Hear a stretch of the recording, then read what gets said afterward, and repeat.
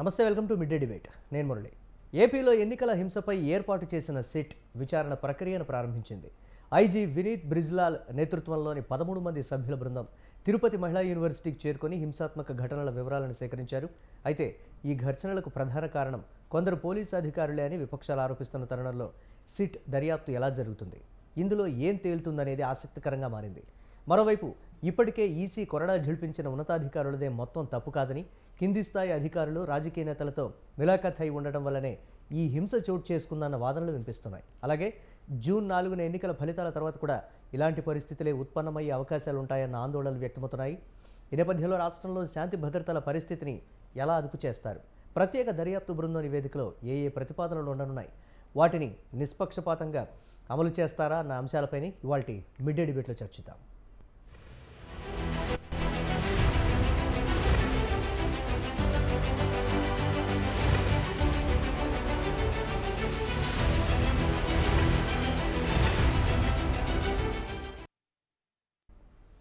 ఆంధ్రప్రదేశ్లో ఎన్నికల సమయంలో చోటు చేసుకున్నటువంటి హింసకు సంబంధించి రాష్ట్ర వ్యాప్తంగా కూడా ఆందోళనలు అయితే మిన్నటినటువంటి పరిస్థితిని అయితే దాదాపుగా చక్కదిద్దారు. కానీ అక్కడక్కడ 144 సెక్షన్ అయితే అమల్లో ఉంది. 144 సెక్షన్ని సడలిస్తే మళ్ళీ పరిస్థితులు తారుమారయ్యే అవకాశాలు ఉన్నాయనేటువంటి నేపథ్యంలో ఆయా ప్రాంతాల్లో ఎక్కడైతే ఎన్నికల సమయంలో హింస చోటు చేసుకుందో ఆ ప్రాంతాల్లో ఇప్పుడున్నటువంటి పరిస్థితిని మళ్ళీ కంటిన్యూ చేసేటువంటి సిచ్యువేషన్సే కనిపిస్తున్నాయి.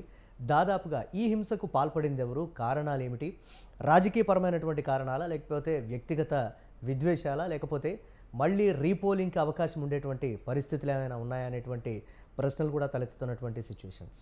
ఇదే ఇవాల్టి మిడ్ డే డిబేట్. దీనికి సంబంధించి మనతో డిబేట్లో పార్టిసిపేట్ చేస్తున్నారు డూండి రాకేష్ గారు, టీడీపీ రాష్ట్ర నాయకులు, సీనియర్ నాయకులు, వారు లైవ్లో సిద్ధంగా ఉన్నారు. అలాగే మరి కాసేపట్లో నారాయణమూర్తి గారు, వైసీపీ అధికార ప్రతినిధి, వారు కూడా లైవ్లో జాయిన్ అవుతారు.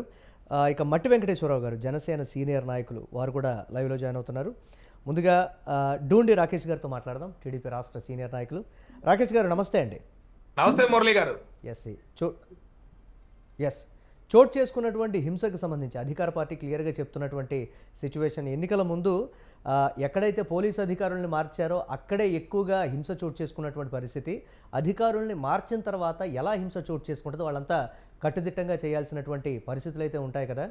పోలింగ్ బూతుల్లోకి వెళ్ళి అక్కడ అంటే మంత్రి అంబటి రాంబాబు చేసినటువంటి కొన్ని కామెంట్స్ కూడా పేరుని నాని కూడా చేశారు. రిగ్గింగ్ జరుగుతున్నా కానీ అక్కడ అధికారులు పట్టించుకోలేదు, హింస విషయంలో డైవర్ట్ చేసి అక్కడ రిగ్గింగ్ కానీ లేకపోతే ఇతరత్ర కార్యక్రమాలన్నీ కూడా జరిగిపోయాయి. ఇట్లాంటి పరిస్థితుల్లో రాష్ట్రంలో ఉంటే ఎన్నికలు సజావుగా జరిగాయి అని మీరు ఎలా చెప్తారు అనేటువంటి మాట కూడా అధికార పక్షం చెప్తున్నటువంటి పరిస్థితి ఎలా చూడాలి దీన్ని? మురళి గారు, మీకు స్వతంత్ర ఛానల్ చూస్తున్న వీక్షకులకి, డిబేట్లో పాల్గొన్న పెద్దలందరికీ నమస్కారం అండి. నేను చెప్పేది ఏంటంటే అండి, ఈరోజు జగన్మోహన్ రెడ్డి అండ్ ప్రభుత్వంలో ఉన్న ఎవరైతే అధికారులు కానివ్వండి, అతనికి తొత్తులుగా పనిచేసిన కొంతమంది వ్యక్తులు కానివ్వండి, ఆ పార్టీ నాయకులు కానివ్వండి, ఓడిపోతున్నారని తెలిసి సాకులకి సమాధానాలు ఎత్తుక్కుంటున్నారు అనేది వాస్తవం. వాళ్ళు ఏ విధంగా జనాలకు సర్ది చెప్పాలి, వాళ్ళ క్యాడర్కి సర్ది చెప్పాలి అనే దానికి సాకులు ఎత్తుక్కుంటున్న మాట వాస్తవం అనేది నేను మరోసారి డిబేట్ ద్వారా తెలియజేస్తా ఉన్నా. నేను చెప్పేది ఏంటంటే, జగన్మోహన్ రెడ్డి అనే వ్యక్తి ఈ రోజు అధికారం కోల్పోతున్న ముందు అతను ఎలక్షన్లకు ఓటేసిన ఓటర్లందరికీ కూడా ధన్యవాదాలు తెలియజేయటానికి 24 గంటల సమయం పట్టింది ఒక ట్వీట్ పెట్టడానికి. అంటే వాళ్ళు తేరుకోవటానికి 24 గంటల సమయం పట్టింది. ప్రజలు ఇచ్చిన షాక్ లో నుంచి తేరుకోవటానికి, లోపలికి వెళ్ళి జనం ఏ విధంగా బటన్ నొక్కారో ఈ సర్లంతా తెలిసి ఆ షాక్ నుంచి బయటికి రావటానికి వైఎస్ఆర్సీపీ నాయకులకి 24 గంటలు టైం పట్టింది. ఆ తర్వాత తేరుకొని ఇది ఇలా ఉంటే కష్టం, రేపొద్దున బూతుల ఏజెంట్లు ఏదైతే కూర్చున్నారో వాళ్ళు కనీసం రేపు కౌంటింగ్ ఏజెంట్లు కూడా కూర్చునే పరిస్థితి లేదు.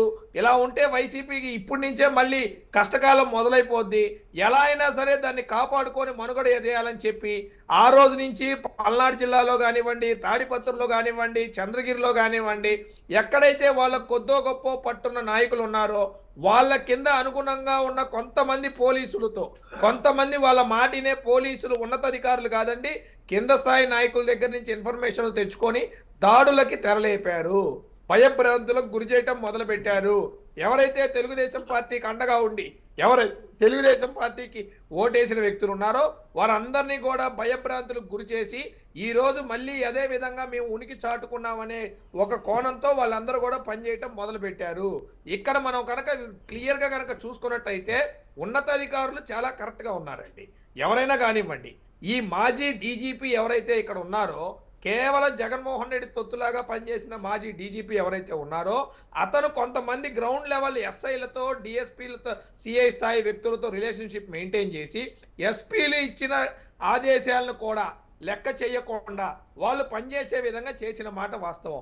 ఇవన్నీ కూడా కొన్ని రిపోర్ట్లు ఏ రోజైతే పల్నాడు జిల్లా ఎస్పీగా వచ్చిన ఆ రోజు మన బిందు మాధవ్ గారు ఉన్నారో ఆయన క్లియర్గా చెప్పారు, ఇక్కడ ఎలక్షన్ ప్రశాంతంగా జరగాలంటే కింద స్థాయిలో కొంతమంది ఉన్నారు అధికారులు పోలీసు వాళ్ళు, వారిని కూడా మారిస్తేనే ఖచ్చితంగా ఎలక్షన్ జరిగిద్దని ఒక రిపోర్ట్ ముందే ఇచ్చారు. ఈ రోజు ఆ రిపోర్ట్ మీద సమీక్ష చేస్తున్నారు ఎలక్షన్ కమిషన్ వారు. అందుకే ఇలాంటి ఆ కోణాలు ఎక్కడెక్కడ జరిగినాయో ఈ రోజు ఆ అధికారుల దగ్గర నుంచి నిజాలు తెలుసుకోవటానికి గ్రౌండ్ లెవెల్లో జరిగిన ఇన్ఫర్మేషన్స్ అన్ని కూడా విజువల్స్ తీసుకోవటానికి ఈ 3-4 రోజులు టైం పట్టింది. కాబట్టి వారందరి మీద ప్రత్యేక ఒక సిట్ వేసి వీళ్ళందరూ ఏదైతే వైసీపీ నాయకులు సజ్జల రామకృష్ణారెడ్డి గారు అండర్లో జరిగిన ఈ విధ్వంసం ఏదైతే ఉందో వాటన్నిటినీ కూడా బయటికి తీసే ప్రయత్నం చేస్తున్నారు. ఖచ్చితంగా మరికొద్ది రోజుల్లో అంటే రాకేష్ గారు వైసీపీ చెప్తున్నటువంటి మాట ఏంటి అని అంటే అధికారుల్ని మార్చిన తర్వాత హింస ఎలా చెలరేగుతుంది. ఎందుకంటే ఎక్కడైతే అధికారుల్ని మార్చారో పోలీసులు కావచ్చు లేకపోతే ఇతరత్ర అధికారులను మార్చారో అక్కడ ఇంకా ప్రత్యేక నిఘా ఉంటుంది, గట్టి భద్రత కూడా ఏర్పాటు చేస్తారు కదా. పకడ్బందీగా జరిగింది కానీ ఎవరి ప్రోద్బలంతో జరిగింది, ఇదంతా కూడా ఎవరి ప్లానింగ్ అనేది కూడా వారు ప్రశ్నిస్తున్నటువంటి పరిస్థితి. మాట్లాడదాం ఒకసారి, వారిని కూడా అడుగుదాం. ఇక నారాయణమూర్తి గారు ఉన్నారు, వైసీపీ రాష్ట్ర అధికార ప్రతినిధి. నారాయణమూర్తి గారు నమస్తే అండి. మ్యూట్లో ఉన్నారు, అన్మ్యూట్ చేయండి ఒకసారి. నమస్తే. సో టీడీపీ చెప్తున్నటువంటి మాట అది. దీనికి సంబంధించి అధికార పార్టీయే కావాలని ప్రజల నుంచి వ్యతిరేకత వస్తుంది, పోలవుతున్నటువంటి ఓటింగ్ శాతం చూసి ఇతరత్ర ఒక అడుగు వెనకేశారు, వారు కొంచెం భయపడ్డారనో లేకపోతే ఇతరత్ర దానికి సంబంధించి ఇటువంటి కార్యక్రమాలకు తెరలేపారు.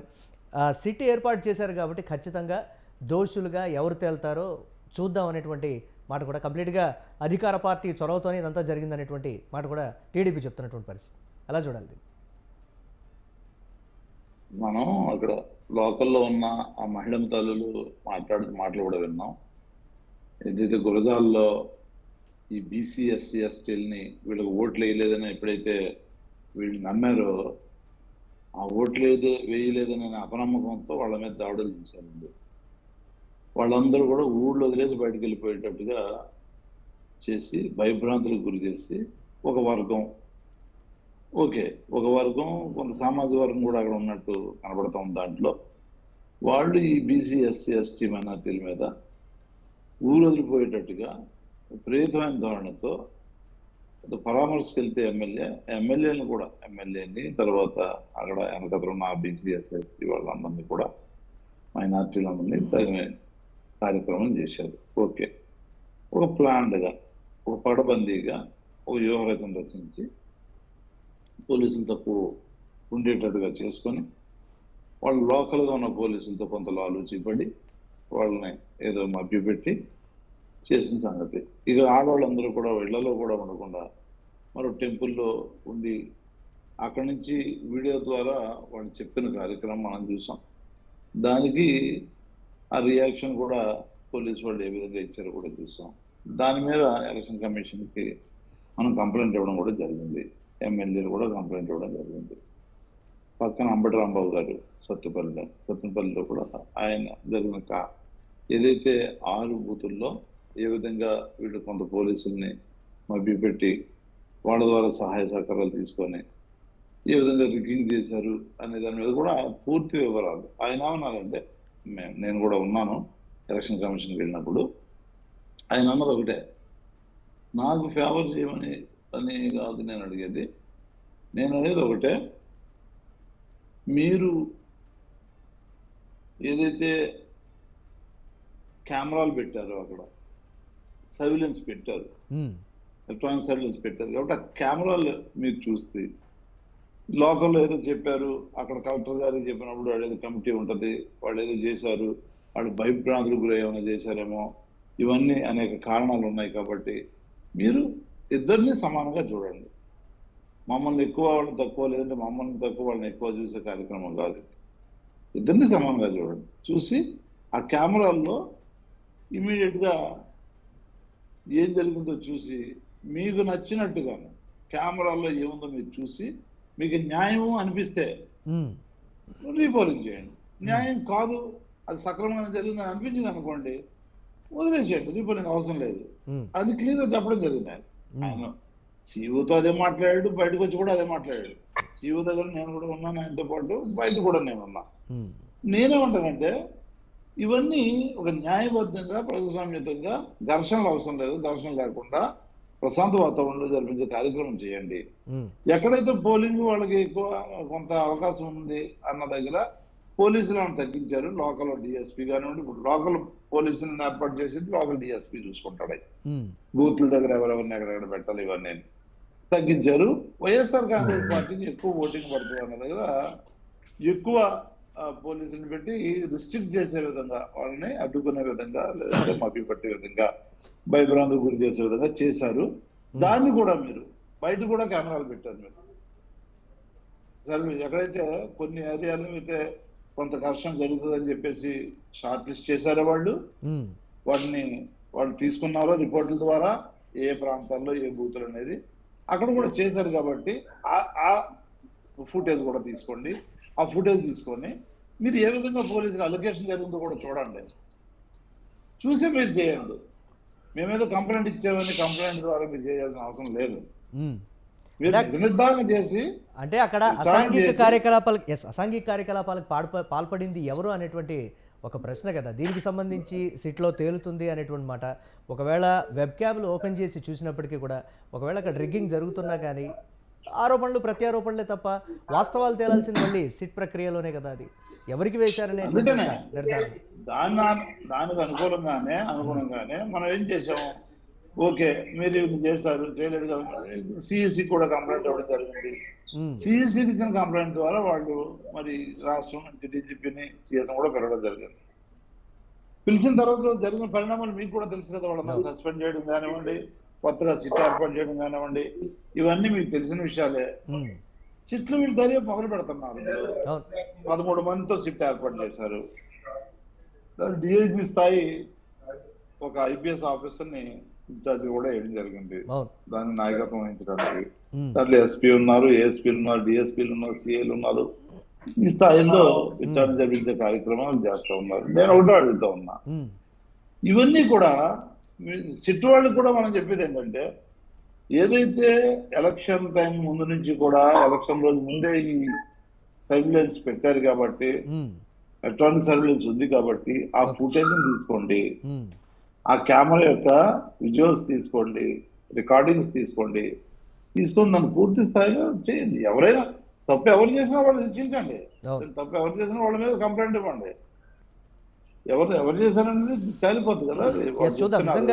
నిజంగా అంటే అధికార పార్టీ చెప్తున్నట్లుగా అక్కడ ఉన్నటువంటి వెబ్ క్యామ్లు ఓపెన్ చేసి నిజంగా వినీత్ బ్రిజ్లాల్ నేతృత్వంలోని సిట్ వీటన్నిటిని కూడా పరిగణలోకి తీసుకొని ఏం సజెస్ట్ చేస్తుందో, లేకపోతే ఎవరిని దోషులుగా ఎవరిని నిర్దోషులుగా తెలుస్తుంది అనేది కూడా చూద్దాం. దీనికి సంబంధించి ఒక ఆసక్తికరమైనటువంటి పరిస్థితి అయితే ఏర్పడబోతోంది. మాట్లాడదాం దీనిపై.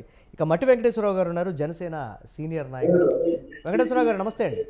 నమస్కారం అండి. సో రాష్ట్రంలో చోటు చేసుకున్నటువంటి పరిణామం పల్నాడు, చంద్రగిరి, తాడిపత్రి 3 నియోజకవర్గాల్లో దాదాపుగా చోటు చేసుకున్నటువంటి పరిణామాలు హింసకు ప్రేరేపించి జరిగినటువంటి అంటే దాదాపు ఆ ప్రాంతం అంతా కూడా భయాందోళన వ్యక్తం చేసినటువంటి పరిస్థితులు కూడా ఉన్నాయి. రీపోలింగ్ మేము చెప్పినప్పటికీ కూడా ఎన్నికల సంఘం మాత్రం పట్టించుకోలేదు, అంతా సజావుగానే జరిగిపోయింది అనేటువంటి మాట అయితే చెప్పింది. మరి సిట్ అయితే ఏర్పాటైంది, ఎవరికి అనుకూలంగా వస్తుంది, ఎవరు దీనికి కారకులు? అధికార ప్రతిపక్షాలేమో విమర్శలు ప్రతి విమర్శలు అయితే చేసుకుంటున్నటువంటి పరిస్థితి ఎలా ఉండబోతుందంటారు? నమస్కారం అండి. మీకు ప్యానల్లో ఉన్న పెద్దలందరికీ నమస్కారం. అదేవిధంగా మన వీక్షకులందరూ కూడా శుభ సాయంకాలం.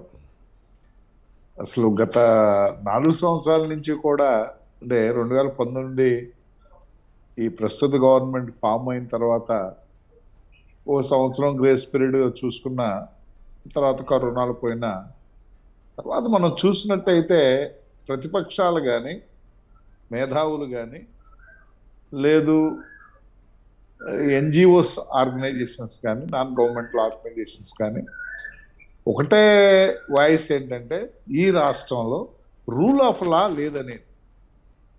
మొన్న ఎన్నికల్లో కూడా ఉమ్, ఏదో సంక్షేమ పథకాలు ఆపేసేయటానికి అనేటువంటి మధ్యన యుద్ధం జరిగిందనే మాట ఏదైతే ఎంత మాత్రం కూడా నిజం కాదు. ఉమ్, భారతీయులు, ముఖ్యంగా ఆంధ్రప్రదేశ్ ప్రజలు స్వేచ్ఛని కోరుకునేటువంటి వ్యక్తులు. ఉమ్, వారి యొక్క మనోభావాల్ని చాలా స్పష్టంగా చెప్పాలనుకునేటువంటి ఆలోచన ఉన్నటువంటి వ్యక్తులు. ఓకే. కానీ దురదృష్టవశాత్తు ఆంధ్రప్రదేశ్ ప్రభుత్వంలో గత 2019 నుంచి ఇప్పటి వరకు కూడా మన ఎలక్షన్ షెడ్యూల్ ప్రకటించేంత వరకు కూడా ఉమ్, ఆంధ్రప్రదేశ్ రాష్ట్రంలో భావ ప్రకటన స్వేచ్ఛకి ఏ వర్గానికి, అదంటే మేధావి వర్గానికి కానీ, కార్మిక వర్గానికి కానీ, రాజకీయ ప్రతిపక్షాలకు కానీ, లేదు ఈవెన్ జ్యుడిషియల్ వ్యవస్థలో ఉన్నటువంటి వ్యక్తులకు కూడా ఓకే. ఏ విధమైనటువంటి స్వేచ్ఛ లేనటువంటి పరిస్థితి. భావ ప్రకటన స్వేచ్ఛ కానీ, ఉమ్, రూల్ ఆఫ్ లా అనేది ఎందుచేతనో చాలా దురదృష్టకరమైనటువంటి సంఘటన ఏంటంటే ఈ ప్రభుత్వంలో ఐఏఎస్లు, ఐపీఎస్లు కూడా హుజూర్ అనేటువంటి పరిస్థితి మనం చూసాం. అలాంటి వ్యవస్థకి వ్యతిరేకంగా పోరాడాలి అనేటువంటి పోరాటంలో భాగమే మొన్న పోలింగ్లో అత్యధికంగా అన్ని రాష్ట్రంలో, అన్ని నియోజకవర్గాల్లో కూడా అత్యధికంగా ఓటర్లు వారి యొక్క మనోభావాన్ని ఎందుచేతనంటే ప్రతి ఇష్యూకి మన దాంట్లో ప్లెబిసైట్ అనేది రెఫరెండం కానీ మనకు లేదు. అవును. అన్నిటికీ కూడా, అన్ని సమస్యలకు కూడా 5 సంవత్సరాలకు వచ్చేటువంటి ఓటు అనేటువంటి వజ్రాయుధంతో వారి యొక్క మనోభావాన్ని ప్రస్తుత ప్రభుత్వం కానీ, ప్రస్తుత ప్రతిపక్షం మీద కానీ, ఉన్న ప్రతిపక్షం మీద కానీ వారి యొక్క మనోభావాన్ని స్పష్టంగా తెలియజేసేటువంటి ఓటు అనే వజ్రాయుధంతో వారు పోలింగ్ బూతులు రావటం, ఆ విధంగా చేయటం జరిగింది. ఇప్పుడు ఉన్నటువంటి పరిస్థితుల్లో మనం చూసాం, అంబటి రాంబాబు గారు ప్రెస్ మీట్ చూసాం, పేరు నాని గారు ప్రెస్ మీట్ చూసాం, అదేవిధంగా బొత్స సత్యనారాయణ గారు ప్రెస్ మీట్ చూసాం, వారి వెనకాల మన నారాయణమూర్తి గారు అట్లా వారు కూడా ఉండటం కూడా చూసాం. వారి యొక్క ముఖాల్లో ఉన్నటువంటి హావభావాలు కానీ, వారి యొక్క బాడీ లాంగ్వేజ్లో కానీ మనం చాలా స్పష్టంగా ఏం కనపడుతుంది? నిరాశ నిస్పృహతో చేసేటువంటి ఆరోపణలు అవి ఎంత మాత్రం కూడా నిజం కాదు. ఏదైతే ఎలక్షన్ కమిషన్ ఆఫ్ ఇండియా కంట్రోల్లో ఉందో దానికి అనుగుణంగా state election commissioner, chief electoral officer ఉన్నారో వారు చాలా స్పష్టంగా చెప్పారు. ఏదైతే ఈ పోలింగ్ బూతుల్లో ఉన్నటువంటి ఈవీఎంలు తీసుకువెళ్ళిన తర్వాత, ఒక బూత్లో ఈవీఎం తీసుకువెళ్ళిన తర్వాత అక్కడ పోలింగ్ జరపాలా, అధికార పార్టీ చెప్తున్నది ఏంటి అని అంటే అక్కడక్కడ ఎన్నికల కమిషన్ కూడా ప్రతిపక్షానికి కొమ్ము కాస్తోంది అనేటువంటి కొన్ని విమర్శలు కూడా చేశారు. ఓడిపోయి ఇప్పుడు అధికారంలో ఉంది వాళ్ళు, దాని కేర్ టేకర్ గవర్నమెంట్ లో ఉంది వారు. ఎన్నికల కమిషన్ అనేది ఒక రిఫరీ లాంటిది, వాళ్ళే చెప్పినటువంటి పరిస్థితి. మనం లోకల్ బాడీ ఎలక్షన్ లో చూసాం, మారణాయుధాలతో విధ్వంసం చేశారు ఆ పల్నాడు ఏరియాలో.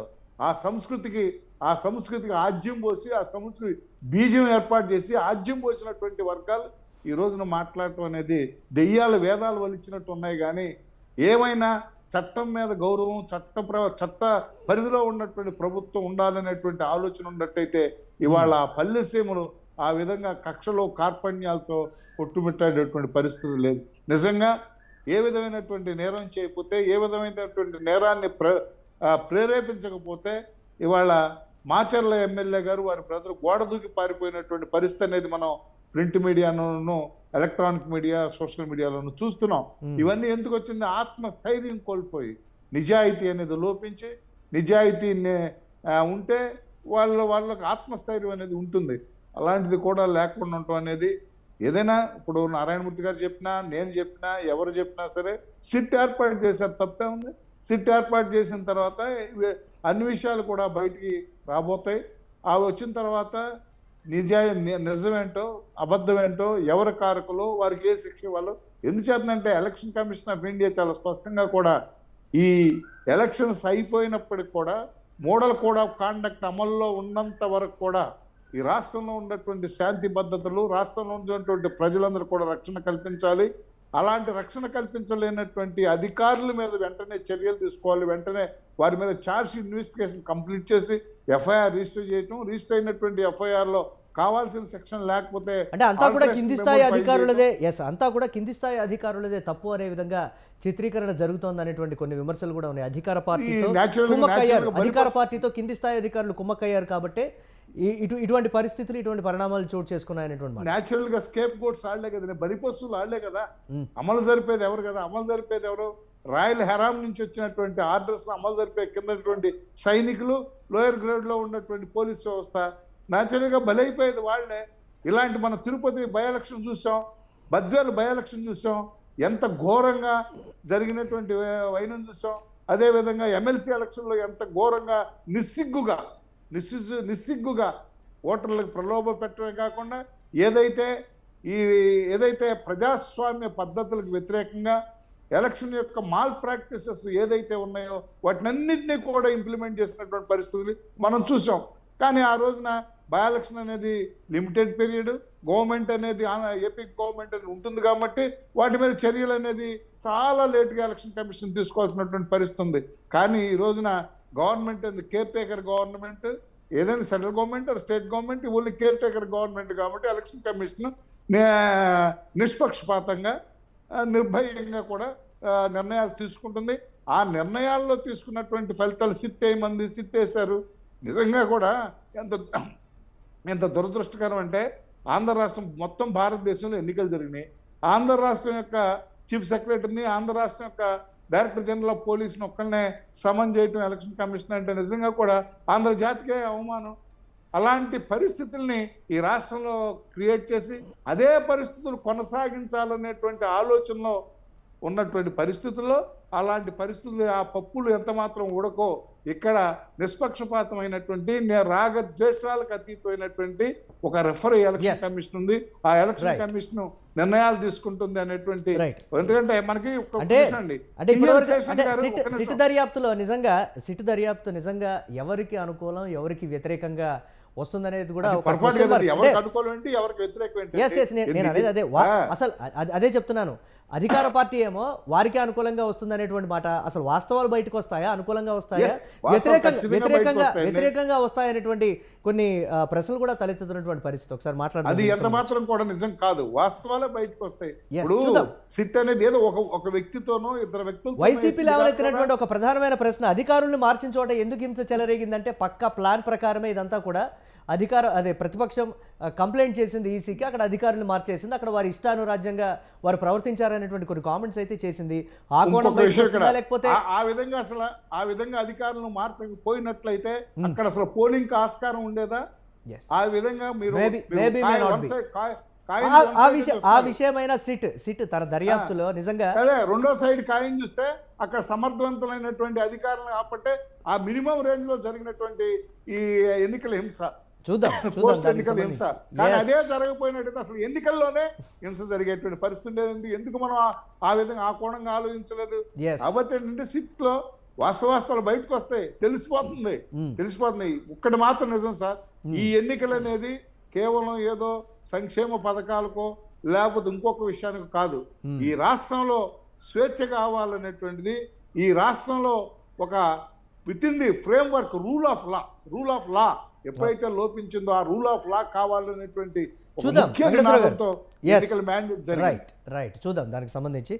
ఇక రాకేష్ గారు, నిజంగా దీనికి సంబంధించి చంద్రబాబుకి భద్రత పెంపు కావచ్చు లేకపోతే ఇతరత్ర కావచ్చు అన్నీ కూడా టీడీపీకి అనుకూలంగా మారుతున్నటువంటి పరిస్థితి ఒక ప్రత్యేకమైనటువంటి పరిస్థితి, లేకపోతే గెలుపు ఖాయం కాబట్టే వారికి వసతులు ఏర్పాటు చేయడమా లేకపోతే ఇతరత్ర ఇంపార్టెన్స్ ఇవ్వడమా, ఇవన్నీ కూడా సీట్ ఏర్పాటుకు సంబంధించి కూడా వైసీపీ పెదవిరుస్తున్నటువంటి పరిస్థితి ఉంది. ఏ కోణం బయటకు వస్తుందో ఏమో, ఇటు తిరిగి అంతా కూడా మళ్ళీ వైసీపీనే బూచిగా చూపించేటువంటి ప్రయత్నాలు అయితే జరగబోతున్నాయనేటువంటి మాట. వాస్తవాలు వెలికి రావాలనే మేము కోరుకుంటున్నామని వైసీపీ కూడా చెప్తున్నటువంటి పరిస్థితి. నిజంగా అసలు ఏం జరగబోతుంది అనేది ఒక ప్రశ్న సిట్ దర్యాప్తులో.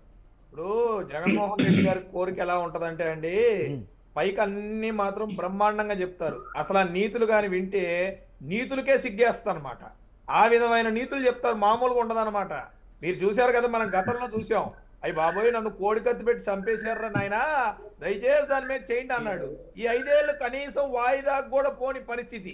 రియాలిటీలోకి వెళ్తే రియాలిటీ ఇలా ఉంటదన్నమాట. ఇంకొక మనకంటే చెప్పిందే మళ్ళీ చెప్పాల్సి వస్తుంది, అంతకు మించి ఏం లేదు. అంటే వాళ్ళ ఘనత అటువంటిది, వాళ్ళ చరిత్ర అటువంటిది. అసలు ఈరోజు జనం మాట్లాడుకున్న మాటలు ఏంటంటే అండి, అనేక మార్లు డిబేట్లలో చెప్పాం, మళ్ళీ కూడా చెప్తా ఉన్నాం, నా చెల్లి, నా అక్క, నా తల్లి అని అంటా ఉన్నాడే. అసలు నీ సొంత కుటుంబంలోని కుటుంబ సభ్యులే మీకు ఓటైనప్పుడు మీరు ఎందుకు దీని గురించి మాట్లాడుతున్నారు? ఆంధ్రప్రదేశ్ రాష్ట్రంలో ఉన్న మీ సొంత కుటుంబ సభ్యులే మిమ్మల్ని చేదరించుకున్నారు. ఇంకేంటి దాని గురించి మీరు మాట్లాడేది? సొంత చెల్లిని కాకుండా మిగిలిన వాళ్ళు నా చెల్లి అంటాడు, సొంత తల్లి కాకుండా మిగిలిన వాళ్ళు నా తల్లి అంటాడు, వీళ్ళ బిడ్డలేమో ఎక్కడో ఉంటాడు, మేమందరం నేను నీ బిడ్డ అంటాడు. అసలు ఏదేదో చెప్తాడనమాట. ఈ యొక్క మ్యాన్పులేషన్ లో ఏంటంటే చివరికి వాళ్ళు ఒక హెలిజిలేషన్ లోకి వెళ్ళిపోయారు. ఈ రోజు ప్రభుత్వం తరపున అధికారికంగా చంద్రబాబు నాయుడు గారికి సెక్యూరిటీ పెంచారంటే ఈ రోజు వైసీపీ వాళ్ళు ఎంతటి అగాచారికైనా దిగజారుతారనే ఒక ఇన్ఫర్మేషన్ ఉండబట్టే ఈ రోజు చంద్రబాబు నాయుడు గారికి సెక్యూరిటీ పెంచడం జరిగింది. కొంతమంది అభ్యర్థుల్ని ఊరు దాటిచ్చారంటే ఖచ్చితంగా ఆ అభ్యర్థుల్ని హతమార్చడం వైసీపీ ప్రభుత్వం యొక్క అంతిమ లక్ష్యం కాబట్టే ఆ అభ్యర్థుల్ని సేఫ్ జోన్ లో పెట్టడం జరిగింది. ఈ రోజు పోలింగ్ బూత్ల దగ్గర ఏవైతే గొడవ చేశారో రేపు పోలింగ్ సెంటర్లో, కౌంటింగ్ సెంటర్లో కూడా అనేక గొడవలు చేయడానికి గ్రీన్ సిగ్నల్ ఇచ్చారు. మీరు చూసినట్టయితే గతంలో జగన్మోహన్ రెడ్డి అబ్రాడ్ పోయిందంటే భయం వేసే పరిస్థితుంది. ఈయన అబ్రాడ్ పోతూ చంద్రబాబు నాయుడు గారిని అక్రమ అరెస్ట్ చేయించాడు. ఇప్పుడు అబ్రాడ్ వెళ్ళి గ్రీన్ సిగ్నల్ ఇచ్చాడు ఇక్కడ ఉన్న వాళ్ళ పెద్ద గుమస్తా సజ్జల రామకృష్ణారెడ్డి గారికి. ఏమి ఇచ్చాడో తెలియదు, ఏం గొడవలు చేయమని చెప్పాడో తెలియదు, ఏం గ్రీన్ సిగ్నల్ పరిస్థితుంది. ఎవరికి చేతనవుదో నారాయణమూర్తి గారు అందరికీ తెలుసు.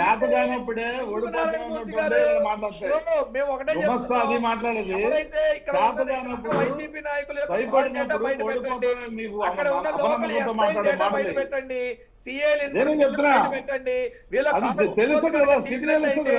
ఎవరు ఏ ఎవరు ఏ వైసీపీ నారాయణమూర్తి గారు నారాయణమూర్తి గారు వారిని ఒకసారి కంప్లీట్ చేయండి. రాకేష్ గారిని కంప్లీట్ చేయనివ్వండి. నారాయణమూర్తి గారు please let him speak please. Narayanamurthy గారు వారిని మాట్లాడివ్వండి ప్లీజ్ ప్లీజ్ ప్లీజ్. నారాయణమూర్తి గారు ప్లీజ్ వారిని మాట్లాడండి ప్లీజ్.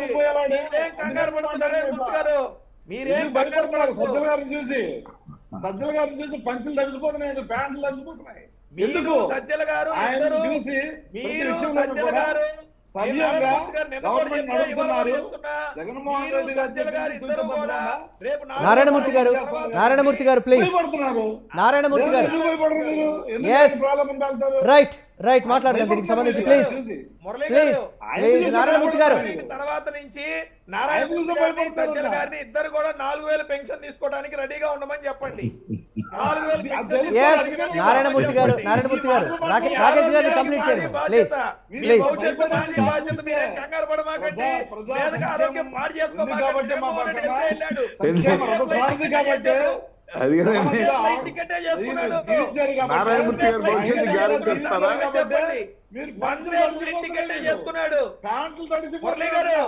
మురళీ గారు ప్లీజ్. జగన్మోహన్ రెడ్డి గారు నిన్న మీరు చూశారు. ఒకళ్ళు ఎవరో ఒకళ్ళు ప్లీజ్ ఒక్కరు మాట్లాడాలి ప్లీజ్. ఎస్ నారాయణమూర్తి గారు రాకేష్ గారు ప్లీజ్. రాకేష్ గారు నారాయణమూర్తి గారు ప్లీజ్ ప్లీజ్. నారాయణమూర్తి గారు రాకేష్ గారు ఎవరో ఒక్కళ్ళైతే దయచేసి మాట్లాడండి. చర్చ ఎవరికి కూడా అర్థం కానటువంటి పరిస్థితి అవుతుంది. ఎస్ ఒక చిన్న బ్రేక్ తీసుకుందాం. బ్రేక్ తర్వాత మిడ్ డే డిబేట్ని కంటిన్యూ చేద్దాం. సీటీ ఏర్పాటు నేపథ్యంలో అసలు రాష్ట్రంలో ఎటువంటి పరిణామాలు చోటు చేసుకుంటాయో అంతా కూడా అన్ని పార్టీల అభిప్రాయాలు అయితే తీసుకుంటున్నాం, భిన్నాభిప్రాయాలు అయితే వ్యక్తమవుతున్నాయి. ఒక చిన్న రాకేష్ గారు ప్లీజ్ ఒక 1 minute కంక్లూడ్ చేయండి. మనం నారాయణమూర్తి గారితో ఒకసారి మాట్లాడదాం ప్లీజ్. ఇవన్నీ కూడా మీకు బయటపడాలంటే ఎవరైతే ఎక్కడైతే దాడులు జరిగినాయో ఉన్నతమైన అధికారుల్ని సస్పెండ్ చేయడానికో లేకపోతే ఇంకొక దానికో రిఫర్ చేశారు. కానీ వాళ్ళని కాదు, మా లెక్క ప్రకారం లోకల్ సిఐలు, లోకల్ ఎస్ఐలు వాళ్ళ కాల్ డేటా బయట పెట్టండి. ప్రతి నిమిషం కూడా ఎవరైతే 4-5 సంవత్సరాలుగా అదే నియోజకవర్గంలో పనిచేస్తా వైసీపీ నాయకులకు తొత్తులుగా పనిచేశారో వాళ్ళందరి ఇన్ఫర్మేషన్ కూడా మేము చేరటం జరిగింది. వారిని కనుక విచారించి వారి కాల్ డేటాలు కనుక తీస్తే చాలా క్లియర్ గా ఇన్ఫర్మేషన్ తెలిసిపోద్ది. మీరు కనుక చూసినట్టయితే వైసీపీ నాయకుడు జగన్మోహన్ రెడ్డి నిన్న కనుక అబ్రాడ్ బయలుదేరితే అనేక మంది నాయకులు డుమా కొట్టారు ఎయిర్పోర్ట్ కి వెళ్లకుండా. స్థానికంగా ఉండే నాయకులు ఎవరైతే గన్నవరం నాయకులు కానివ్వండి, విజయవాడ ఎల్లంపల్లి శ్రీనివాస్ కానివ్వండి, వీళ్ళందరూ ఎయిర్పోర్ట్కి వెళ్ళా. ఎందుకంటే వీళ్ళకి తెలుసు ఇప్పుడు జగన్మోహన్ రెడ్డి గారితో తిరిగినా మనకు కొరిగేదేమి లేదు, అనవసరంగా మేము మళ్ళీ ఇబ్బంది పడతాము, అరవకుండా ఎంత సైడ్ చేస్తే అంత మంచిదని వాళ్ళందరూ ఎయిర్పోర్ట్లకు కూడా వెళ్ళి సెండ్ ఆఫ్ ఇవ్వడానికి కూడా ఇంట్రెస్ట్ చూపించని పరిస్థితి. అర్థమైంది మీకు? సో నేను అనేది అయితే ఒకటే, ఖచ్చితంగా సిట్ అనేది పూర్తి కాల్ డేటా వీళ్ళది తీసి బయట పెట్టాలి. ఎవరైతే ఆ రోజు ఆన్ డ్యూటీలో ఉన్నారో ఆ ఆన్ డ్యూటీలో ఉన్న సిఐలు, ఎస్ఐలు, వెంకటేశ్వరరావు గారు ప్లీజ్ లైవ్ లో ఉన్నా, వేరే మాట్లాడుతున్నారు, ఆడియో వస్తుంది. కూడా క్లియర్ గా ఎంక్వైరీ చేస్తే మీకు క్లియర్ గా బట్టబయలు అయిపోతుంది, అంతకు మించి ఏం లేదు మీకు అనేది నేను కోరుకుంటున్నానండి. రైట్ ఎస్ నారాయణమూర్తి గారు ప్లీజ్ కంటిన్యూ ప్లీజ్. ఇప్పుడు ఇంత ఆవేశం ఎందుకు వస్తుంది? ఓడిపోతున్న భయం, వణుకు, వెన్నులో పుట్టిన వణుకుతో వచ్చిన మాటలు ఇవన్నీ. ఎందుకు సిట్ వేస్తున్నాం? వేశారు కదా, అది ఎవరు వేశారు? సెంట్రల్ ఎలక్షన్ కమిషన్ వేసింది. ఎందుకు ఇంత అడావుడి పడిపోవడం? ఇప్పుడు సంక్షేమ పథకాలు తీసుకున్న మహిళలందరూ కూడా ఎప్పుడు చరిత్రలో ఎర్లీ మార్నింగ్ దాడుల సంగతి చెప్పన్నా, సంక్షేమం పాటలు ఎందుకు రాకేష్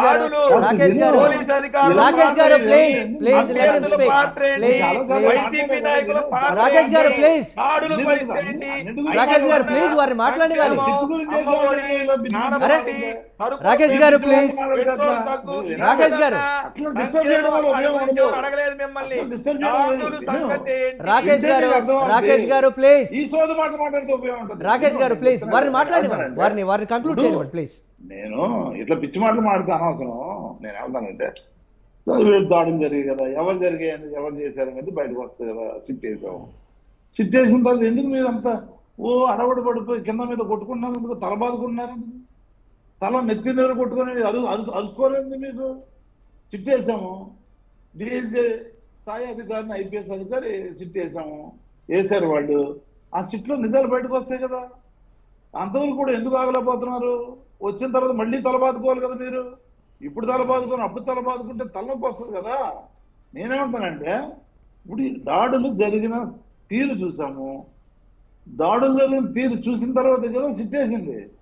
అసలు దాడులు జరిగిన తీరు సక్రమంగా లేదు, దాడులు జరగలేదు అనుకుంటే సిట్ ఎందుకు వేసిండేవారు? వాళ్ళు వేసిండేవారు కాదు కదా. దాడులు చేస్తున్నారు కాబట్టి మీరు కంప్లైంట్ ఇవ్వలేదు. దాడులు విపరీతంగా కక్ష కార్పణ్యాలతో, అహంకారంతో, సామాజిక అహంకారంతో ఇష్టం వచ్చినట్టుగా బీసీలు, ఎస్సీలు, ఎస్టీలు, మైనార్టీల మీద దాడులు జరిగాయని క్లియర్గా రిపోర్ట్లో తేలుతూ ఉంది. వాళ్ళందరూ పాపం కాయ కష్టం చేసుకునే వాళ్ళు, కూలి పని చేసుకునే వాళ్ళు, మధ్యతరగతి వాళ్ళు, వ్యవసాయం చేసుకునే వాళ్ళు, చిన్న చిన్న చిరు వ్యాపారం చేసుకునే వాళ్ళు, జీవన వృద్ధి కోసం పనిచేసుకునేవాళ్ళు వాళ్ళు. వాళ్ళందరి మీద ఒక వర్గం అహంకారంతో విపరీతమైన దాడులు జరిగాయని చెప్పేసి క్లియర్ కనపడుతుంది. వీడియోలు కానివ్వండి, ఫోటోలు కానివ్వండి, లేదంటే రిపోర్ట్లు కానివ్వండి, ఇవన్నీ. దాని మీద రిపోర్ట్ చేసింది ఎవరు? అక్కడ సంబంధించిన ఎమ్మెల్యేలు. నేను తాడిపత్రి ఎమ్మెల్యే కూడా వాళ్ళ వైఫ్ మరి ఇంట్లోకి వచ్చి విపరీతంగా వాళ్ళందరినీ కూడా పోలీసులే ఏవైతే ఆ కెమెరాస్ ఉన్నాయో కెమెరాస్ చితకొట్టిన పరిస్థితి చూసాం కదా. వాళ్ళని సస్పెండ్ చేసిన తీరు చూసాం కదా. మరి దీని గురించి కూడా మీరు ఇంకా నేను దొంగ పారిపోతూ దొంగ దొంగ దొంగ అనుకుంటూ పరిగెట్టాడట, మిగతా వాళ్ళు దొంగలు అనుకుంటారని. ఆ విధంగా కనపడుతూ ఉంది కదా. పోలీసులు కొట్టిన ఆ లాఠీలతో ఆ కెమెరాను చెదకొడుతూ ఉంటే చూసిన విజువల్స్ అన్ని చూసిన తర్వాత వాళ్ళని సస్పెండ్ చేశారు కదా. ఆ ఏఎస్పీని కానీ డిఎస్పీని కానీ వీళ్ళందరినీ ఇప్పటికీ కూడా ఇంకా బొకాయిస్తూ మేమేదో పొద్దున్నే ముగ్గేస్తూ తల ఆరేసుకొని ముగ్గేసుకున్నట్టుగా ఇంటి ముందు ఏదో సామెత చెప్పినట్టుగా మీరు వ్యవహారం చేస్తే అట్లా అది కరెక్ట్ కాదు కదా. ఇవన్నీ చూసిన తర్వాత సెంట్రల్ ఎలక్షన్ కమిషన్ కంప్లైంట్లు వాళ్ళు కూడా ఇచ్చారు కదా. రామయ్య గారు కూడా వచ్చి డిఫరెంట్ వీటి మీద కంప్లైంట్, వీటి మీద ఇవ్వాలా, వీటి మీద ఎందుకు ఇస్తారు? ఎందుకంటే చేసింది వాళ్ళని వాళ్ళకి తెలుసు కాబట్టి కంప్లైంట్ ఇచ్చిన పరిస్థితి కనపడాల. మరి ఈ కంప్లైంట్లన్నీ చూసిన తర్వాత పరిశీలించిన తర్వాత వాళ్ళే సీజీ వాళ్ళు పిలిచారు కదా. పిలిచి ఏం జరుగుతుంది రాష్ట్రంలో నాకు సంపూర్ణ రిపోర్ట్ ఇవ్వమని చెప్పేసి సిఎస్ని డీజీపీని పిలిచిన సంగతి అందరం చూసాం కదా. దీన్ని అన్ని చూస్తూ కూడా దీన్ని పరిశీలించిన తర్వాత వీళ్ళు చెప్పిన మాటలు కూడా విన్న తర్వాత తీసి ఇవాళ సిట్టుకు ఆదేశాలు జారీ చేసింది.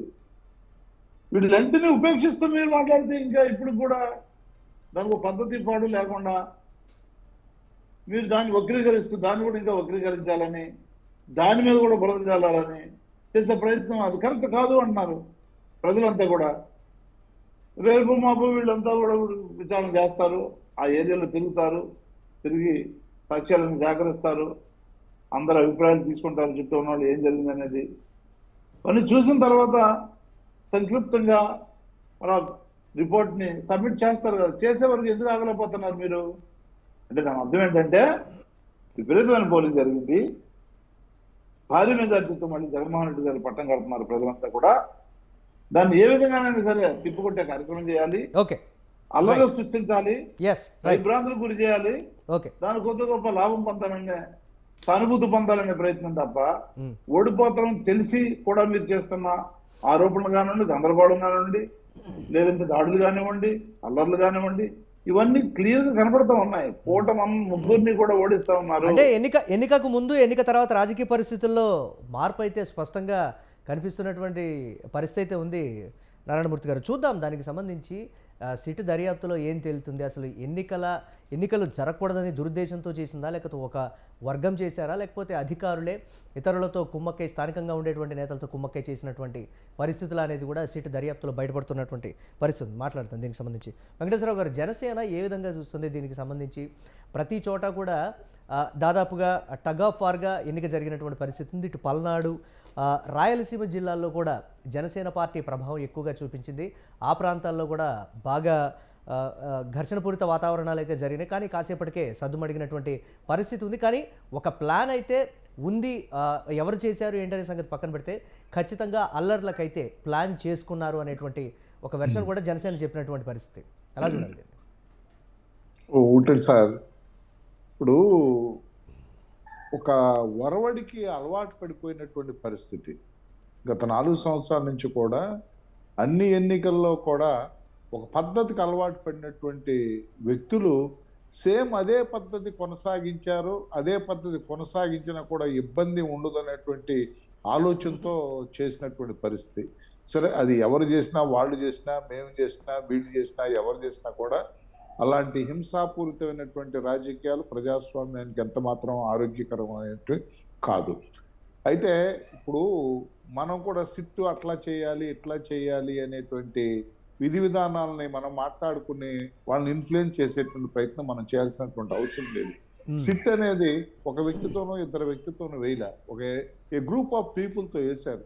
వారు డూండి రాకేష్ గారు చెప్పినట్టు ఏంటంటే, ఇక్కడ పై అధికారులు ఉంటే వాళ్ళు ఏదన్నా ఆర్డర్స్ రూపంలోనూ ఒక డైరెక్షన్ రూపంలో చూపటమే కానీ స్థాయిలో, క్షేత్రస్థాయిలో ఉన్నటువంటి అధికారుల యొక్క కాల్ డేటాను కానీ, క్షేత్రస్థాయిలో ఉన్నటువంటి అధికారుల యొక్క పని విధానంలో కానీ, పని తీరులో కానీ మొత్తం అంతా కూడా నిజం బయటకు వస్తుంది.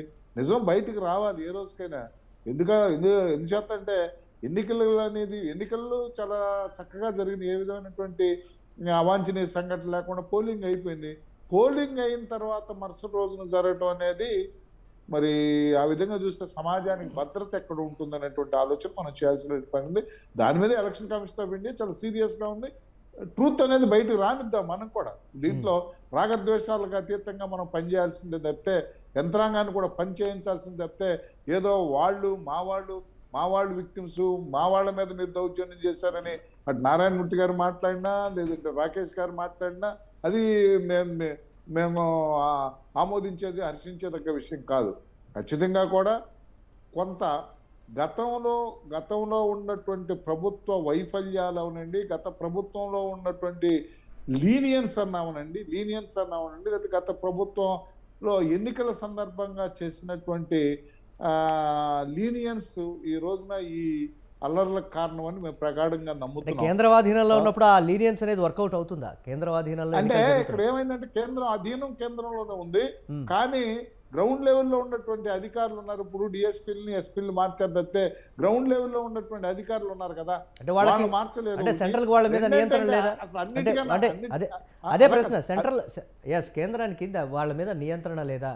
దిగువ 100% ఉండబట్టే కదా సీరియస్ అయింది, ఉండబట్టే కదా. ఇక్కడ అన్నిటికన్నా ముఖ్యం ఏంటంటే అరాచక శక్తులు ఏదైతే ఉందో ఆ అరాచక శక్తుల్ని పసిగట్టాల్సినటువంటి local intelligence, local special branch పోలీసులు, ఆ స్పెషల్ బ్రాంచ్ పోలీసులు తన యొక్క విధుల్లో వైఫల్యం అయ్యారా?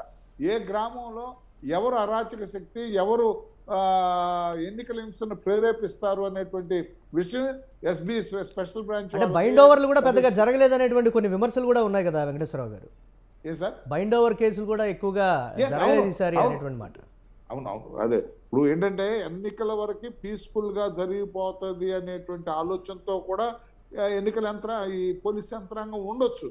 కానీ ఎన్నికల జరిగిన తర్వాత జరిగినటువంటి ఈ హింస అనేది అసలు ఏ కోణంలో ఆలోచించాలి? ఎందుకంటే ఎన్నికల హింస అంటే ఆ ఎన్నికల్లో గెలవడం కోసం బూత్ క్యాప్చరింగో లేకపోతే రిగ్గింగో వాటి మూలంగా లేకపోతే ఓటర్ని భయభ్రాంతులకు గురి చేసి ఓటర్ పోలింగ్ బూత్ రానికుండా చేసేటువంటి ప్రక్రియలు ఎన్నికల రోజు జరిగేటువంటి హింసలు. కానీ ఎన్నికల తదుపరి జరిగినటువంటి హింసలు అనేది కూడా కేవలం ఆధిపత్యాన్ని రుజువు చేసుకుంటాయి. ఈ ఆధిపత్య ధోరణి, మేము ఎన్నికల్లో గెలిచినా ఓడినా ఈ ప్రాంతం మా ఆధిపత్యం, మా యొక్క జాగీరు, మా జాగీర్లో మీరెవరో ఓట్లేటువంటి, మా జాగీర్లో మీరెవరో మాట్లాడటం, మా జాగీర్లో మీరెవరో ప్రశ్నించ పార్టీల ఆధిపత్యమా లేకపోతే స్థానికంగా ఉండేటువంటి ఆధిపత్యం? స్థానికంగా ఉన్నటువంటి వ్యక్తులు, స్థానిక నాయకత్వమే. దీనికి పార్టీ నాయకులు ఎవరైనా చేయమని చెప్తారండి. స్థానిక నాయకులు కాబట్టి దురదృష్టం స్థానిక నాయకుల్ని పెద్ద నాయకులు సపోర్ట్ చేస్తే చేయొచ్చు, కానీ స్థానిక నాయకులు, నియోజకవర్గ స్థాయిలో ఉన్నటువంటి నాయకులు దీన్ని పూర్తిగా బాధ్యత వహించాల్సిందే. విషయాలన్నిటి కూడా తేటతెల్లిన తర్వాత ఏదైతే ఈ రాష్ట్రంలో ఇలాంటి అరాచక శక్తులు అనేది మాత్రం ఎట్టి పరిస్థితుల్లో ఉండకూడదు. ప్రశాంతమైనటువంటి వాతావరణంలో పల్లెసీమలు వెలగాలి. పల్లెసీమలో ఇవాళ కులాలు మతాలకు అనుగుణంగా బంధుత్వాలతో పిలుచుకున్నటువంటి పరిస్థితిలోంచి ఎన్నికల వంకతో ఒకరి ముఖం ఒకరు చూసుకోలేనటువంటి ఇవాళ అక్కడ వీడియో చూసాను నేను. ఆడవాళ్ళు కూడా రాళ్ళు సంచుల్లో వేసి భర్తలకు ఇస్తున్నారు, కర్రల భర్తలకు ఇస్తున్నారు. అంటే ఏ విధమైనటువంటి ఒక మనస్తత్వంలో వాళ్ళు ఇమిడిపోయి ఉన్నారు అనేటువంటి పరిస్థితి చూద్దాం. దీని వెనకాల రాజకీయ పార్టీ యొక్క ప్రలోభం, రాజకీయ పార్టీ నాయకుల యొక్క ప్రేరేపిత ఏ విధంగా ఉందో సిట్లో బయటకు వస్తుంది. సిట్లో చూసిన తర్వాత మనం మాట్లాడినప్పుడు అదే మన పిన్నెల్లి రామకృష్ణారెడ్డి గారికి సంబంధించినటువంటి మార్చెల్ల కాన్స్టిట్యున్సీలో ఏదో పెట్రోల్ బాంబులు దొరికినాయని, మామూలు బాంబులు దొరికినాయని రకరకాలు చెప్తున్నారు. వాటన్నిటినీ కూడా ఏంటంటే మనకు నిజ నిర్ధారణ అయిన తర్వాత కామెంట్ చేసుకుంటాం బెటర్, కానీ ఒకళ్ళ మీద ఒకళ్ళు అవాకులు ఆరోపణలు చేసుకుంటే అనేది ఎంత మాత్రం కూడా అది సమంజసం కాదని నా నిశ్చిత అభిప్రాయం. చూద్దాం. కేంద్రము దీనికి సంబంధించి చాలా సీరియస్గా తీసుకున్నటువంటి పరిస్థితి. ఎందుకు రాష్ట్రంలో శాంతి భద్రతలు అనేవి అదుపులో లేవు, ఎందుకు అంత ఆందోళనలు చెలరేగుతున్నాయనే దానికి సంబంధించి జాతీయ స్థాయిలో కూడా ఒకంత చర్చ వచ్చినటువంటి పరిస్థితి మాట్లాడదాం. రూల్ ఆఫ్ లా లేదు కదా. మొట్టమొదటి 4 సంవత్సరాల నుంచి రాష్ట్రంలో రూల్ ఆఫ్ లా లేకపోవడం మూలంగానే ఇలాంటి దుర్భరమైనటువంటి పరిస్థితి వచ్చింది. ఎన్నికలు మొట్టమొదటి రాష్ట్ర పరిధిలో ఉన్నప్పుడు వేరుగా ఉంటుంది, ఎన్నికల సంఘం పరిధిలో ఉన్నప్పుడు, ఎన్నికల కమిషన్ పర్యవేక్షణలో ఉన్నప్పుడు తీసుకునేటువంటి చర్యలు ఇంకా చాలా స్ట్రిక్ట్ గా ఉంటాయి కదా. వెంకటేశ్వరరావు గారు, దానికి సంబంధించి కూడా వస్తుంది కదా చర్చ ప్రధానంగా. యంత్రాంగం ఇదే కదా అమలు జరపాల్సిందే. ఎస్ అదే ఉన్నటువంటి మెయిన్ ప్రశ్న. ఎక్కడ లోపం జరిగింది, అసలు ఎక్కడ ఆ విధమైనటువంటి పరిస్థితులు నెలకొన్నాయి, ఇంత తీవ్రమైనటువంటి పరిణామాలు రావడానికి గల కారణాలు ఏంటి అనేది కూడా ఒకంత ప్రశ్నార్థకం. చూద్దాం సీటు దర్యాప్తులు ఏం జరుగుతుంది అనేది. ఎస్ సంఘటనలు మచ్చుకు తీసుకుందాం మనం. విశాఖపట్నంలో మహిళలు ఒక ఇంట్లో ఉండి ఎక్కడి నుంచో బెంగళూరు నుంచి ఉద్యోగస్థం చేస్తున్న వాళ్ళ ఇంటి పిల్లలు వాళ్ళ ఊరికొచ్చి ఓటేసి ఈ రోజు రాబోయే రోజుల్లో భవిష్యత్తు బాగుంటుంది చంద్రబాబు నాయుడు గారికి సంబంధించి ఓటేసామని వాళ్ళు ఒక చూచాయిగా ఫేస్బుక్ లో ఒక పోస్ట్ పెట్టినందుకు చుట్టుపక్కల ఉన్న ఒక వైసీపీ నాయకుడు వాళ్ళ దూర బంధువే ఇంటికొచ్చి ఆడపిల్లల మీద పూల కుండీలేసి తలకాయ పలగొట్టిన సంఘటన ఈ రోజు రాష్ట్రంలో చూసాం. అమరావతి మండలం పెద్దకూరపాడు నియోజకవర్గం పల్నాడు జిల్లా ఉంగుటూరు గ్రామంలో ఒక బజారులో 60 మంది చిరు వ్యాపారస్తు కుటుంబాలు ఉన్నాయి. వారంతా కూడా ఒక సామాజిక వర్గానికి సంబంధించిన నాయకులు. అందరూ కూడా చిరు వ్యాపారస్తులు. అందరూ కూడా కిరాణా కొట్లు, పూల కొట్టు, పళ్ళ కొట్టు పెట్టుకొని ఒక బజారు 60 కుటుంబాలు. ఆ 60 కుటుంబాలని అసలు ఓటింగ్కే రావద్దని బెదిరించిన సంఘటన ఉంది. చెబితే ఆ రోజు తెలుగుదేశం పార్టీ నాయకులు మీకేం పర్వాలేదు బయటకు వచ్చి మీరు ధైర్యంగా ఓటేయండి, వారు వచ్చి ఓటేసిన కారణానికి అక్కడ వైసీపీ నాయకులు అక్కడికి వచ్చి గొడవ పడి వాళ్ళ కొట్లు పలకొట్టి మీ సంగతి తేలుస్తామని బెదిరిస్తే అప్పటికప్పుడు తెలుగుదేశం పార్టీ తరఫున అక్కడ సీసీ కెమెరాలు అరేంజ్ చేసి మేము అక్కడికి ఆ ప్రాంతానికి వెళ్తామంటే మమ్మల్ని అందరినీ కూడా హౌస్ అరెస్ట్ చేసి అక్కడ పోలీస్ పికెట్ పెట్టిన పరిస్థితి ఈరోజు చూసాం. అదేవిధంగా విజయవాడలో ఒక కార్పొరేటర్ భర్త ప్రసాదరావు అనే ఒక కార్పొరేటర్ భర్త చైతన్యారెడ్డి కార్పొరేటర్ యొక్క భర్త ప్రసాద్ అనే వ్యక్తి అక్కడ గొడవ క్రియేట్ చేసి ఈవీఎంలకు ఇబ్బంది కలిగించాడని చెప్పి పోలీస్ స్టేషన్కి తీసుకొచ్చి కూర్చోబెడితే ఇతను పోలీస్ అధికారుల్ని కూడా మాయ చేసి పారిపోయిన సంఘటన పోలీస్ స్టేషన్ నుంచే, ఇంట్లో నుంచో కారు నుంచో కాదండి, Okay. పోలీస్ స్టేషన్ నుంచే పారిపోయిన వైసీపీ నాయకుడు సంఘటన విజయవాడలోనే చూస్తున్నాం. అదేవిధంగా తిరువూరు నియోజకవర్గంలో ఖమ్మంపాడు అనే ఊర్లో చిరు వ్యాపారస్తులు తెలుగుదేశం పార్టీకి మద్దతుగా నిలబడ్డారని కొట్టుకెళ్లి చొక్కా లాగి రోడ్డు మీదకి తీసుకొచ్చి కొట్టిన సంఘటనలు ఉంటే మేము నిన్న వెళ్ళి పోలీస్ స్టేషన్లో కంప్లైంట్ ఇచ్చొస్తే ఈ రోజు వరకు అరెస్ట్ చూపించలేదు అక్కడ. ఇలా సంఘటనలు చెప్పుకుంటా పోతే చిరు వ్యాపారస్తులు కానివ్వండి, ఇంకొక ఇతను కానివ్వండి, తెలుగుదేశం పార్టీకి మద్దతుగా, జనసేనకు మద్దతుగా, కూటమి మద్దతుగా ఎవరైతే ఉన్నారో వారందరినీ కూడా భయభ్రాంతులకు గురి చేసే పరిస్థితి చాలా క్లియర్గా ఉంది. ఎందుకు వాళ్ళు ఇప్పుడే తెరలేపారు అంటే 4వ తారీఖు తర్వాత వాళ్ళ చేతిలో ఏమి ఉండదు కాబట్టి, ఈలోపే పగ తీర్చుకోవాలని వాళ్ళు అనుకుంటున్నారు కాబట్టి ఈలో పగ తీర్చుకునే పరిస్థితి చేస్తున్నారు తప్ప అంతకు మించి ఏం లేదు. మేము ఇందాక చెప్పినట్టు ప్రతి దానికి కూడా మేము కట్టుబడి ఉన్నాం. ఏదైతే కాల్ రికార్డ్స్, ఏదైతే సీసీ కెమెరా విజువల్స్ ప్రతిదీ కూడా క్షుణ్ణంగా పరిశీలించాలి. వాటిని పరిశీలించి సిట్ సంస్థ 1కి 2 సార్లు వారి పరిధిలో ఉన్న వారిని 1కి 2 సార్లు ఎవరు పంపించారు, ఏ అధికారి చెప్తే అక్కడికి వచ్చారు, ఆ కాల్ రికార్డింగ్స్ అన్ని కూడా తీసుకొని వీళ్ళు వైసీపీ నాయకులతో గత కొంతకాలంగా ఉన్న సాన్నిహిత సంబంధాలు ఏమున్నాయో అవి కూడా లోకల్లో ఎవరిని అడిగినా చెప్తారు. ఎక్కడ ఏ అధికారులు, ఏ లోకల్లో ఉన్న ఎస్ఐ, ఏఎస్ఐలు వీళ్ళందరూ ఎవరికి అనుగుణంగా పనిచేశారో ఓపెన్ గా చెప్తారు. తాడిపత్రిలో సీసీ కెమెరా పలకొట్టారా అంటున్నారు, కానీ అతను సీసీ కెమెరా పలకొట్టిన మాస్త ఒకటే కనబడ్డది. కానీ అక్కడ ఏం జరిగిందనేది పక్క రేంజ్ డిఐజీ నుంచి వీళ్ళు ఎందుకు వచ్చారనేది ఎవరికీ తెలియని పరిస్థితి. అసలు ఆయన పరిధి కాని పరిస్థితుల్లో ఈయన ఎందుకు వచ్చాడు, ఎటువంటి ఆర్డర్స్ లేకుండా పక్క రేంజ్ కర్నూలు రేంజ్ డిఐజీకి పరిధిలో ఉండాల్సిన పోలీసులు ఇక్కడికి వచ్చి అజమాయిషి చలచటం ఏంటనేది ఒకవేళ రాకేష్ గారు ఒకవేళ దీనికి సంబంధించి ఎక్కడో ఒక దగ్గర టీడీపీ కూడా దీనికి కారణం అనేటువంటి ఒకరో ఇద్దరో కావచ్చు, అధిష్టానం చేయించిందా లేకపోతే ఇతరతర పక్కన పెడితే భావోద్వేగ పరిస్థితులు, ఉద్రిక్త పరిస్థితులు అంటే ఉద్రేకంతో వారు అక్కడక్కడ ఏమైనా ఘటనలకు పాల్పడినట్టుగా ఒకవేళ తేలితే పరిస్థితి ఏంటి? టీడీపీ దీనికి కంప్లీట్గా బాధ్యత తీసుకుంటుందా? మురళీ గారు ఒకటే చెప్తున్నా, రాబోయేది ఎన్డీఏ ప్రభుత్వం ఏర్పడిన తర్వాత జరిగిన సంఘటనలన్నీ మరొకసారి సమీక్షిస్తాం. అందులో ఏ పాత్ర ఎవరిది ఉన్నా చివరికి మా సొంత మనుషులు ఎవరైనా సరే మీరు అన్నట్టు ఒకళ్ళిద్దరు తప్పులు ఉన్నా కూడా ఏ బాబాయ్ హత్యలోనో కోడి హత్యలోనో వదిలేసే వాళ్ళకి కాకుండా డైరెక్ట్ గా ఎవరి పాత్ర ఉందో వాళ్ళ మీద కూడా చర్యలు తీసుకుంటాం. దానికి చంద్రబాబు నాయుడు గారు కట్టుబడి ఉన్నారు, పవన్ కళ్యాణ్ గారు కూడా ఉపేక్షించరు. శాంతి భద్రతకు విఘాతం కలిగించేలాగా ఏ ఒక్కరు ఈవెన్ తెలుగుదేశం పార్టీ వాళ్ళు పనిచేసినా కూడా మా అధినాయకత్వం మమ్మల్ని కూడా ఊరుకోదనే విషయం మీకు మరోసారి క్లారిఫై చేస్తా ఉన్నా. అంతేగాని ఒకళ్ళు కాపాడటానికో ఒకళ్ళు చేయటానికో ప్రభుత్వంలోకి మేము రావట్లేదు. సామాన్య ప్రజలకు అందుబాటులో ఉండాలి, సంక్షేమం, అభివృద్ధి. వైఎస్ఆర్ కాంగ్రెస్ పార్టీ అధికార పార్టీ చాలా కాన్ఫిడెంట్ గా కూడా చెప్తున్నటువంటి పరిస్థితి బయటకు వచ్చి, ముందుగా మేము ఎస్పీలకు ఫోన్ చేసినా కానీ అక్కడ ఉన్నటువంటి పోలీస్ అధికారులకు ఫోన్ చేసినా కానీ ఒకసారి ఫోన్ లిఫ్ట్ చేస్తారా, అసలు ఫోన్లు లిఫ్ట్ చేసేటువంటి పరిస్థితులే ఉండవు. అటువంటి సిచ్యువేషన్స్ ఉన్నాయి. దానికి అధికార పార్టీని ఏ విధంగా తప్పుపడతారు మీరు? నిజంగా ఈ విధంగా పోలింగ్ జరిగేది అనేటువంటి మాట కూడా మంత్రులు వ్యక్తం చేసినటువంటి పరిస్థితి ఉంది. మాట్లాడదాం దీనికి సంబంధించి. ఎస్ నారాయణమూర్తి గారు ప్లీజ్ ఫైనల్గా కంక్లూడ్ చేయాలి. కరెక్టే. నేనేమంటానంటే ఇప్పుడు ఇన్ని ఘటనలు జరిగిన తర్వాత ఏదో చిన్న చిన్న ఉదాహరణలు చెప్పడానికి ట్రై చేస్తున్నాడు మనవాడు. తప్పులేదు చెప్పడంలో, రాకేష్ చెప్పాడు. అయితే ఈ పోలింగ్ స్టేషన్ లో చిన్నగా ఈ రెండు ఓటు వేయడానికి వెళ్ళినప్పుడు, లేదంటే అక్కడ గోడ చేయడానికి చూస్తానో, లేదంటే ప్రలోభ పెట్టడానికి చూస్తానో, ఇలాంటి వాటిలో డెఫినెట్ గా ఏ పార్టీ నుంచైనా ఉంటే లోకల్ పోలీసులు తప్పనిసరిగా తీసుకెళ్తారు, లోపల కూర్చోబెడతారు. అది కూర్చోబెట్టి కాసేపు వాళ్ళు కౌన్సిలింగ్ ఇవ్వడమా, ఇంకోటి లేదంటే ఏ సెక్షన్లో కేసు పెట్టాలి, ఆ సెక్షన్లో కేసు పెట్టడమా, ఇవి జరుగుతాయి. ఎక్కడైనా పరిపాటి సహజంగా జరిగే విషయాలు.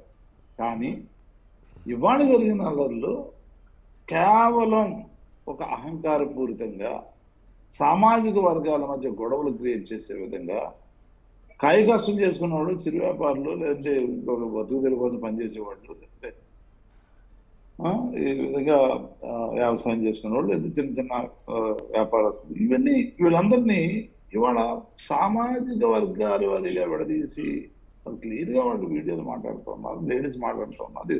వాళ్ళ కారాలు ఆయన చెప్పారు, మరి వెంకటేశ్వరరావు గారు కూడా కారం ఆడవాళ్ళే మరి కారాలు కానీ కార్లు కానీ ఎన్ని అందిస్తా ఉన్నారు మగాళ్ళకి అని. ఎస్, నేను ఏమంటున్నా అంటే ఆయన చెప్పింది 100% కరెక్ట్. కారాలు ఆడవాళ్ళేనట అక్కడ. ఒకళ్ళు కొంత వీళ్ళందరినీ కూడా దెబ్బలు తగిలిన వాళ్ళని చూసి పరామర్శించి ఎమ్మెల్యే, తర్వాత ఇంకొక సామాజిక వర్గం వాళ్ళని కూడా దెబ్బలు తగిలినాయంటే వాళ్ళ దగ్గరికి వెళ్తుంటే ఎవరు మా సామాజిక వర్గం దెబ్బలు తగిలితే మీరు రావడం ఏంటి అంటే ఇలా విడదీసే కార్యక్రమం. తర్వాత వాళ్ళంతా ఒక్కటగా చేరిపోయి ఒకటై మనం మిగతా వాళ్ళందరినీ ఇంకో విధంగా చూసి వేరుగా చూసి వాళ్ళ మీద దాడులు చేసే కార్యక్రమం గురించి మనం చూసాం కాబట్టి ఎస్ సిట్టు వేశారు, మంచిదే. ఇప్పుడు ఎవరికైనా వాళ్ళ పార్టీయా లేదా మా పార్టీయా Yes. లేదా ఇంకొక Right. తాగడా Right. కాదు. తప్పనిసరిగా ఇది నిజ నిర్ధారణ జరగాలి. ఇలాంటి పరిస్థితులు గందరగోళ పరిస్థితులు లేకుండా చూడాలని మొత్తం అవసరం మీద ఉంది. రాష్ట్రంలో ఎన్నికల తర్వాత జరిగినటువంటి పరిణామాలు, ఎన్నికల సందర్భంలో కూడా అక్కడక్కడ చోటు చేసుకున్నటువంటి పరిణామాలకు సంబంధించి చాలా వరకు కూడా విమర్శలు వచ్చినటువంటి పరిస్థితి అయితే ఉంది. అంటే ఎన్నికల కమిషన్ వైఫల్యమా, భద్రతా వైఫల్యమా, లేకపోతే స్థానికంగా ఉండేటువంటి నేతలు కావచ్చు, లేకపోతే గ్రూపుల్ని రెచ్చగొట్టారా, అసలు దీని అంతటికీ కారకులు ఎవరు అనేది కూడా ఒక ప్రశ్నార్థకం. వీటన్నిటికీ సంబంధించి పోలింగ్ కూడా అధికంగా నమోదు అవడం కూడా ఒక రీజన్గా కూడా ఒక వర్గం కూడా చెప్తున్నటువంటి పరిస్థితి ఉంది. నిజంగా సిట్ దర్యాప్తులో ఎవరు తప్పు చేశారు, వీరన్నిటికీ కూడా సూత్రధారులు ఎవరు, పాత్రధారులు ఎవరు, ఎవరు ప్లానింగ్ చేశారు అనేది కూడా బయటపడుతుంది అనేటువంటి మాట. ఒకవేళ టీడీపీ నేతలు పాల్పడితే మాత్రం మేము అధికారంలోకి వచ్చాక సొంత మనుషులు అనేది కూడా చూడడం, మేము ఖచ్చితంగా శిక్షిస్తాం అనేటువంటి మాట అయితే చెప్తున్నారు. రైట్, థ్యాంక్ యూ అండి నారాయణమూర్తి గారు, రాకేష్ గారు, వెంకటేశ్వరరావు గారు మిడ్ డే డిబేట్లో పార్టిసిపేట్ చేసినందుకు. ఇక ఇది వాల్టి mid day debate. Keep watching స్వతంత్ర.